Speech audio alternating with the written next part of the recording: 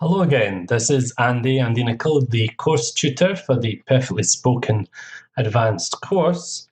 And in this lesson, lesson 54 in the course, we'll be looking at the vocabulary of toys and games.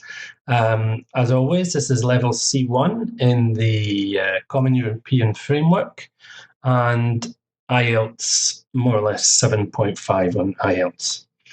Okay, so first thing is just to look at some basic toys and games vocabulary.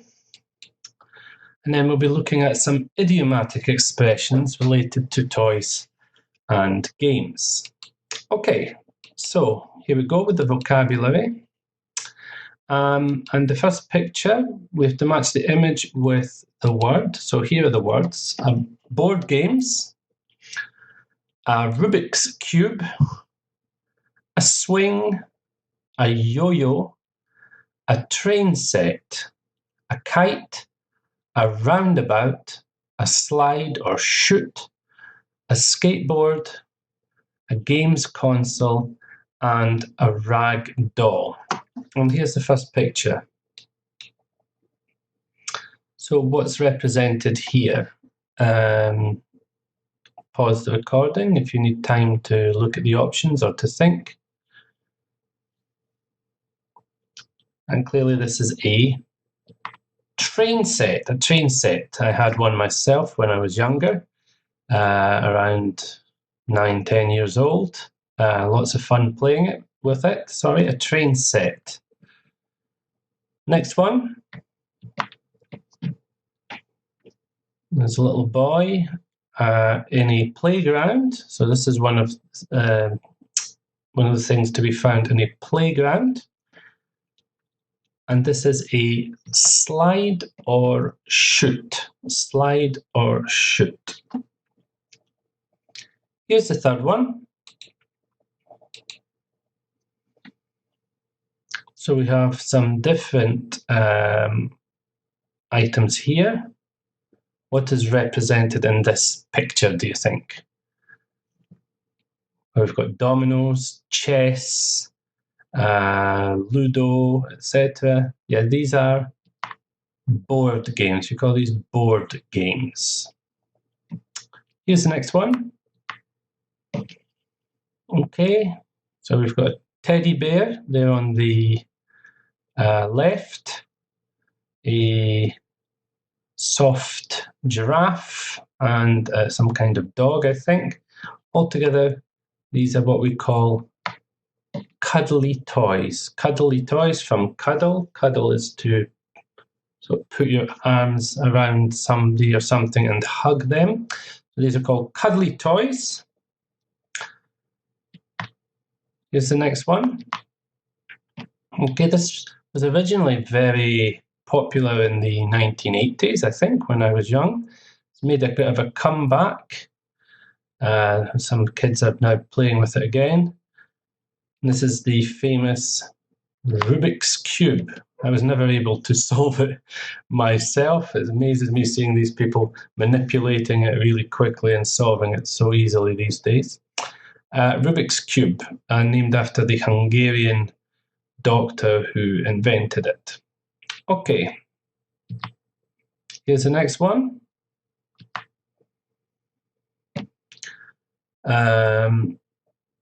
This is a specific type of one of these. It's made out of bits of cloth, etc. And this is what we call a rag doll. It's a kind of doll, a rag doll. Here's another one. There are lots of different ones on the market: PlayStation, Xbox, etc. This is, of course, so we're looking at the actual machine itself as a games console, a games console. Here's the next one. Okay, again, this was popular when I was young, and again, it's become very popular again recently. And this is, of course, a skateboard. It's actually one word, so please ignore the space in the table above. It's actually one word, a skateboard.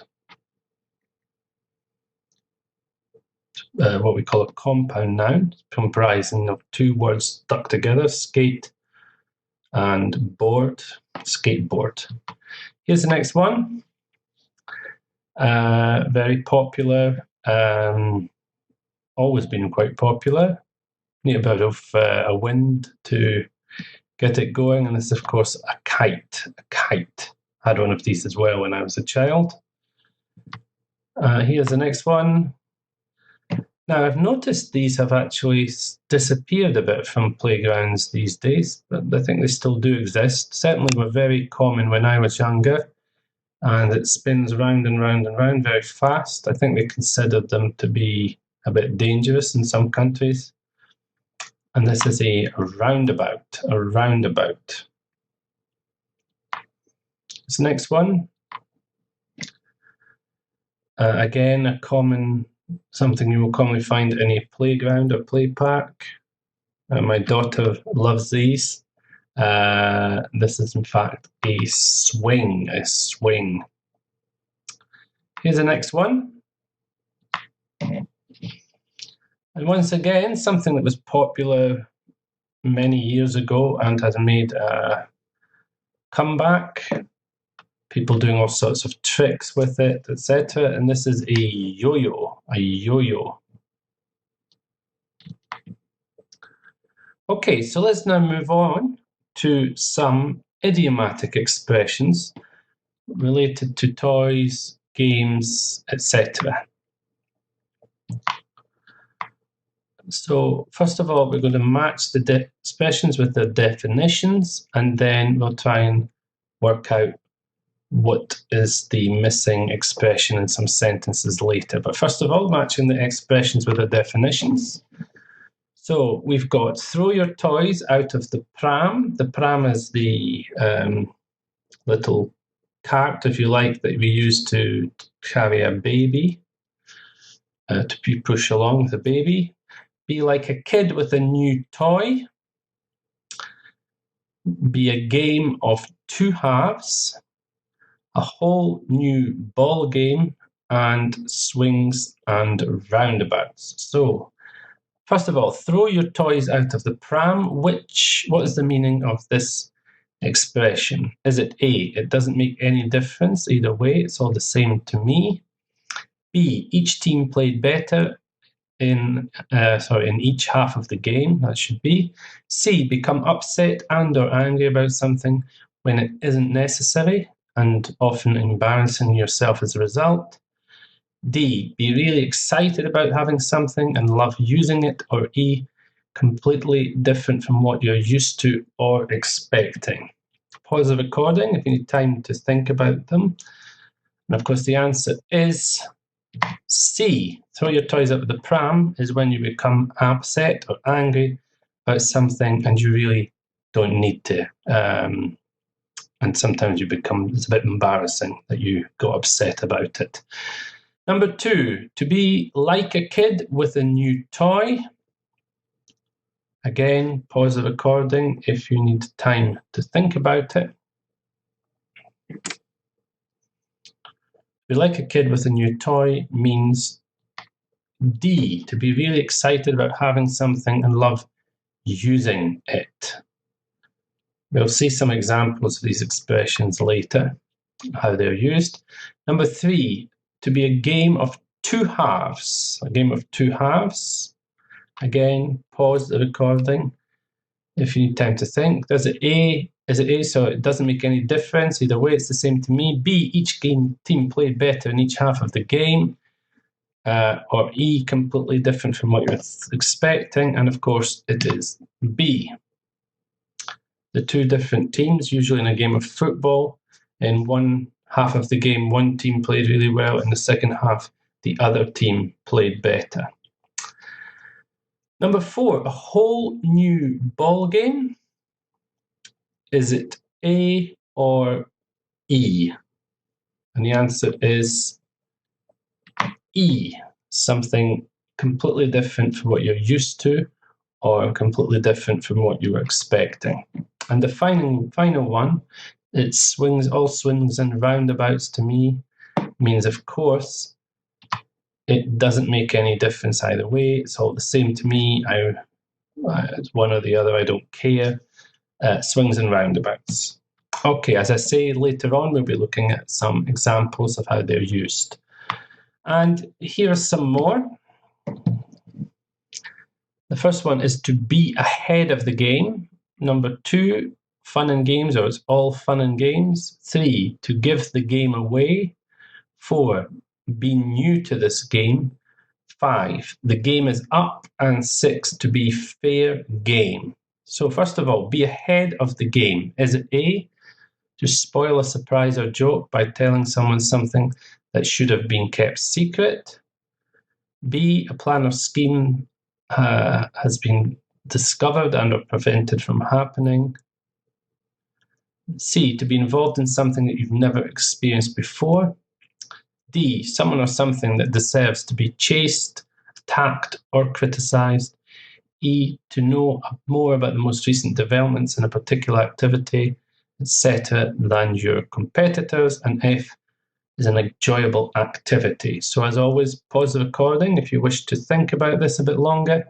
To be ahead of the game, what does this mean?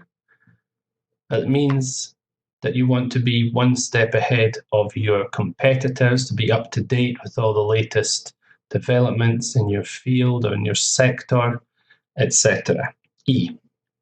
Number 2, fun and games, or it's all fun and games, or it's not all fun and games, negatively, is F, an enjoyable activity. So if something is all fun and games, it's something really enjoyable. If it's not all fun and games, which is often used in the negative sense, then it's not as fun or as enjoyable as people think. Okay, number 3, to give the game away.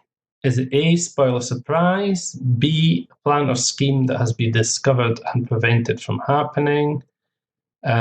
C, be involved in something you've never experienced before, someone or something that deserves criticism? Which one is it? And the answer is A, to spoil a surprise, to tell people or reveal a secret, either deliberately or accidentally.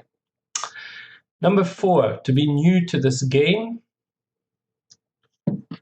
And the answer is C, to be involved in something that you've never experienced before. You're new to this game. Number 5, the game is up. Pause the recording if you need time to think. Is it B, a plan or scheme that has been discovered or prevented from happening? Or is it D, something or someone that deserves criticism? And the answer is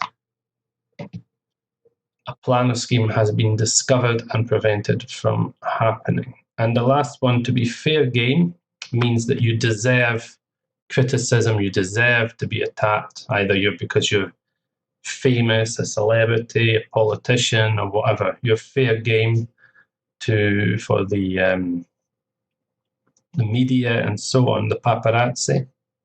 Okay, let's move on then and see some examples in context and see if we can work out the missing expression. So here's the first one, a nice picture of a sports car. Ever since Dave got his new sports car, he's been. So we're looking for an expression that means really excited, etc., about something that you've got or you've just acquired, etc. If you want to pause the recording and look back at the expressions before in the table, please do so. And the answer is he's been like a kid with a new toy. Okay, he's been really excited about having it and using it a lot and so on. Number 2, I don't really care what you decide. It's all something to me. Basically, it doesn't matter. Either way is okay for me. It's all swings and roundabouts. All swings and roundabouts. I don't really care what you decide. Okay? Number 3, Some people think that being a children's TV presenter is a fantastic job, but it's not all something, meaning it's not as fun, it's not as enjoyable or as great as people think. And the answer is it's not all fun and games. It's not all fun and games. Here's the next one. It was a something. Barcelona were dominant in the first 45 minutes, but Juventus outplayed them in the second half. So Barcelona were the best team for the first half. Juventus were better in the second half. It was a game of two halves, a game of two halves. This doesn't necessarily have to be used in the context of football. It can be used metaphorically in other situations where for the first period, everything goes well in one way. In the second period, the opposite kind of thing. Okay, so you can use it metaphorically. Number 5, Janet's birthday is a surprise, so please try not to, obviously, tell her about it. Reveal the secret. So what expression means don't reveal the secret? And the answer is give the game away. To give the game away means to reveal the secret, so try not to give the game away, please, to try not to tell her or to tell other people so that she finds out. Okay, number 6. I'm afraid blank, we know it was you who has been taking the money. So when you have discovered that someone has been doing something, usually something wrong, and they're now being caught and there's no way they can continue to do it anymore. I'm afraid the game is up. The game is up. We found out it was you who was taking the money in this case. Okay, here's some more examples. You've got a couple, partner, boyfriend or husband with his wife or girlfriend. I know you're upset, but there's really no need to blank. It's not that important. Okay, so when you're saying to somebody, please don't get so upset, it's really nothing. Which expression would we use? And the answer is there's no need, it's not necessary to throw your toys out of the pram. If you think about it, when a baby's really upset, it's very literal, this. They tend to throw their toys out of the pram, etc. So this is used in this context. Number 2, he chooses to be in the public eye, so that makes him something for the tabloids as far as I'm concerned. The tabloids are newspapers which are very sensationalist, usually carry sort of not particularly serious news articles. So if you want to say that someone deserves to be criticized or whatever because they're, in this case, famous, they're in the public eye, which expression do we use with toys or games? And the answer is, of course, fair game. He's fair game. This actually comes from hunting originally. Something was fair game. It meant that game is what you actually hunt. The animals you hunt are game. Wild boars, pheasants, whatever. So if it's fair game, it means that you're allowed to hunt them. So that's the origin, really, of the expression. Okay, number 3. Can't you show me what to do? I'm blank. I've only been working here a few days. Okay, so if you don't know what to do, if you're not very experienced, you haven't been there a long time, which expression can we use here? And the answer is, of course, I'm new to this game. Okay, number 4. I'm always checking out the latest developments in software. It's a very competitive market, and I have to, in other words, be up to date with everything that's going on, have an advantage over my competitors, etc., etc. An expression is be ahead of the game. Be ahead of the game. Number 5. I thought that I was fairly independent. Okay, you still live with your parents at this stage, or you still lived with your parents, sorry. But when I left home, I quickly discovered it was totally different from what I was expecting. I wasn't used to having all that responsibility, etc. It was a whole new ball game, Okay, so that's it for this lesson. In the next lesson, we're going to be looking at the following. Lesson 55, this will be a review lesson, review number 11 of lessons 51 to 54. And as always, it will be me who will be covering it. So I hope you found this lesson useful, all the expressions with toys, games, etc. And I look forward to speaking to you again soon in the next lesson. Okay, thanks for listening, take care, and bye-bye for now.